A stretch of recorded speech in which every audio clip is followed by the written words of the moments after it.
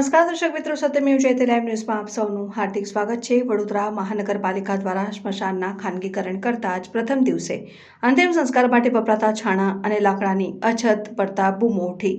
અંતિમ સંસ્કાર માટે આવતા પરિવારજનોએ પાલિકા સામે રોષ વ્યક્ત કર્યો। વડોદરા મહાનગરપાલિકા દ્વારા તાજેતરમાં જ વડોદરા શહેરના તમામ સ્મશાનોને ખાનગીકરણ કરવામાં આવ્યા છે। તમામ સ્મશાનોની જાળવણીમાં હવે કોન્ટ્રાક્ટર દ્વારા કરવામાં આવશે, જેનો અમલ આજથી કરવામાં આવ્યો હતો। પરંતુ પ્રથમ દિવસે જ વડોદરા શહેરના પ્રખ્યાત ખાસવાડી સ્મશાન ખાતે લાકડા અને છાણા નહીં હોવાની બૂમો ઉઠી હતી।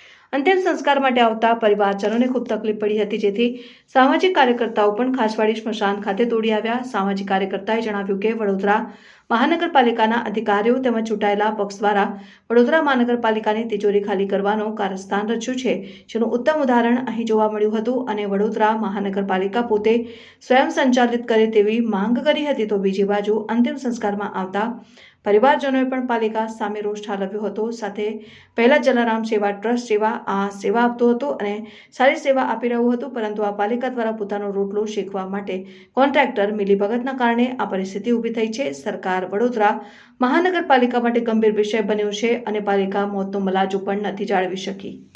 વડોદરા શહેર કોર્પોરેશન દ્વારા જે કહેવાય છે કે 7 તારીખનું જે જાહેરનામું અહીંયા આગળ જે નોટિસ બોર્ડ ચોંટાડવામાં આવે છે, પરંતુ હાલમાં તમે જોઈ શકો છો કે જે તમામ 31 સ્મશાનોને જે કોન્ટ્રાક્ટ હીટર આપવામાં આવે છે, હાલમાં જે કોન્ટ્રાક્ટર છે એની પાસે કોઈ પણ જાતનો સાધન સામગ્રી વિના આવ્યા હોય તેવી પરિસ્થિતિ જોવા મળે છે। હાલમાં જે કહેવાય છે કે તમામ નગરજનો છે એ હાલમાં વડખા મારી રહ્યા છે કે જે અસ્થિ માટે જે કહેવાય છે કે ટ્રે માટે, સાથે લાકડા માટે, છાણા માટે, આ તમામ જે સુવિધાઓ જે સવલતો મળવી જોઈએ, પરંતુ ક્યાંક ને ક્યાંક હાલમાં જે નગરજનો રજડી રહ્યા છે, એટલે જીવતા જીવત સુખ નથી મળ્યું, પરંતુ મર્યા પછી પણ જે સુખ મળવું જોઈએ એ મળતું નથી। એવી પરિસ્થિતિમાં લોકોને મૂકવામાં આવ્યા છે। એટલે ખાસ કરીને ક્યાંક ને ક્યાંક લાગી રહ્યું છે કે આ કોન્ટ્રાક્ટ સિસ્ટમ આપવા માટે કોને ઉતાવળ હતી આ સમજાતું નથી। આ પણ એક તપાસનો વિષય છે। સાથે સાથે આરોગ્ય વિભાગના અધિકારીઓ, સુપરવાઇઝરો, સાથે સાથે કર્મચારીઓ આજ દિન સુધીમાં મફતનો પગાર લેતા હોય તેવું અમને જોવા મળી રહ્યું છે। એટલે ક્યાંક ને ક્યાંક લાગી રહ્યું છે કે તમામ સ્મશાનોની જવાબદારીમાંથી છુટકારો મેળવવા માટે આ ક્યાંક ને ક્યાંક આ ષડયંત્ર રચ્યું છે અને કોર્પોરેશનની તિજોરી તળિયા ઝાટક કરવાનું આ એક મસ્ત મોટું કૌભાંડ રચ્યું હોય એવું અમને દેખાઈ રહ્યું છે। એટલે ખાસ કરીને અમારી આપના ન્યૂઝના માધ્યમથી અપીલ છે કે વડોદરા મહાનગરપાલિકા પોતે જ્યારે સંચાલન કરે